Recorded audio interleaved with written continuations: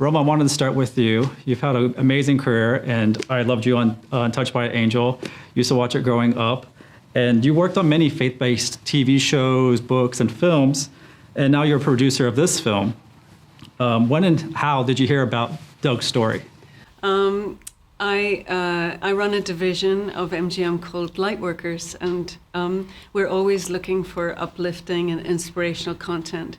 And, on any given day, a script or several scripts will arrive through our office, and this script by Brian Egston showed up on my desk. I think it has gone through many titles, but I kind of curiously started reading a few pages. It caught my attention immediately. I poured into it. I went out to my office and team, and I said, "Here's a picture we've got to make," and so it's particularly thrilling that here we are. I think maybe almost 4 years later since the project has been under my wing. We get to bring it to life on Amazon Prime, April 7th. But it's a true story, a remarkable true story of the survival of Doug White, who's here with us, and his family. And I think the story speaks for itself. Yeah, Doug, what a crazy story. I love the movie. It's very touching. And I can't believe going through something like that. When you got the phone call that they want to make a movie about that wild story, how was that like? Brian Egston, who wrote it, that Rome was talking about, he reached out. He was learning how to fly in a little Cessna 172. He only had 2 or 3 hours flying. So they did what we call ground school. I know all this now, I didn't know it then, but ground school. So we're going to learn how to communicate on the radio. So Brian is listening to, in Atlanta where he lives, he's listening to air traffic control conversations so he can get used to it. His instructor's sitting there. And the thing that he's listening to is an actual recording of our incident, of me having a conversation with air traffic controllers in Miami and Fort Myers. It's on YouTube. The whole thing was recorded for almost an hour. Air traffic controllers have, since this incident in 2009, have used that recording for training purposes, for their controllers. They listen to it to train.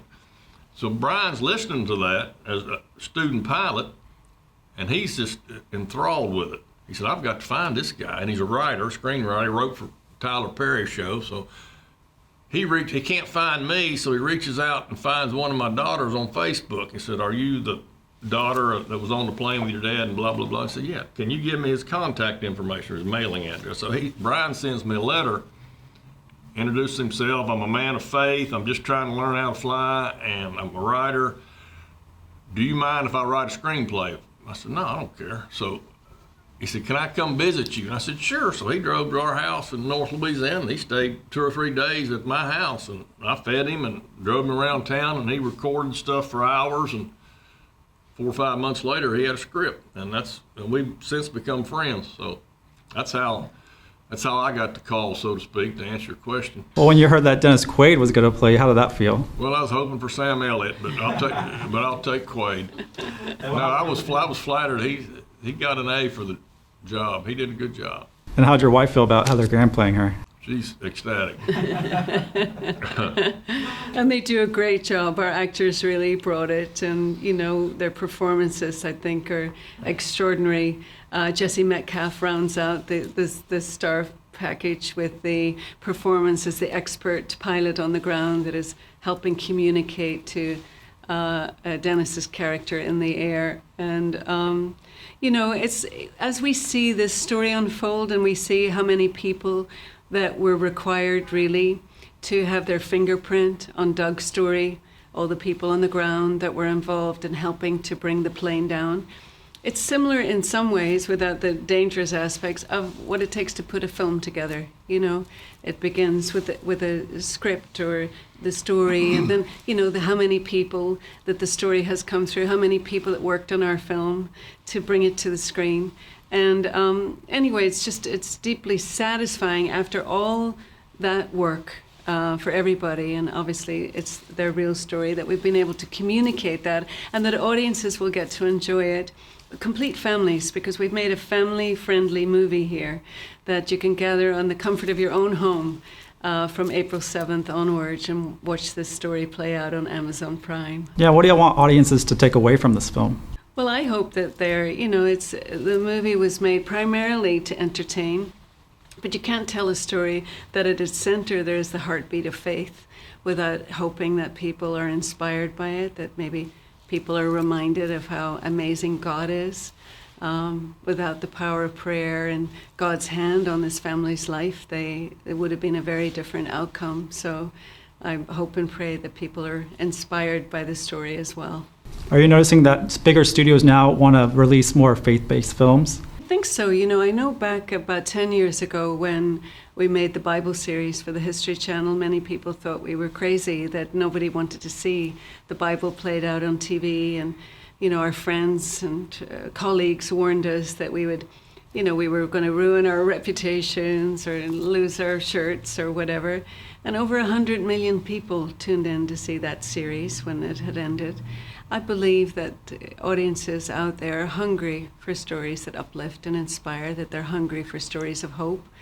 And while this story isn't overtly religious, it wouldn't exist without the heartbeat of the love of God and the love of, the love that this family had for the Lord. And I think, all glory to God that they were brought home safely. And Doug, you haven't stopped flying since that event. No, I went on, as I said, right after this incident, I had a decision to make. I'm either going to get back on the horse that threw me or never get back on again. I made a decision. I said, I'm going to learn to fly this plane. So I got really accelerated and went on, got all my ratings in the King Air, and ended up over 1,000 hours when I sold it. So now I don't fly privately anymore, I fly commercial. We flew that thing to Haiti 7 or 8 times after the earthquake, taking relief, and flew wounded warriors all over the country. And it's extraordinary, really, when you think of, I might never have gotten in a plane again. And, that Doug has learned to expertly fly the plane and has used a lot of his airtime to be of service to other people and to do missional rides and stuff. I think it's extraordinary what he's done. And, I think through this film, you'll see just some of his, I think it's like grace under fire. He said, he was feeling all kinds of stuff. I'm sure he was, but he held it together. He showed so much courage.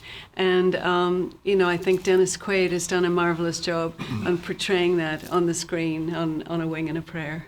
Yeah, the whole cast did a great job portraying the story. Amazing story. And how many hours do you think you've logged flying? I had over 1,000 when I quit. Started out with 25.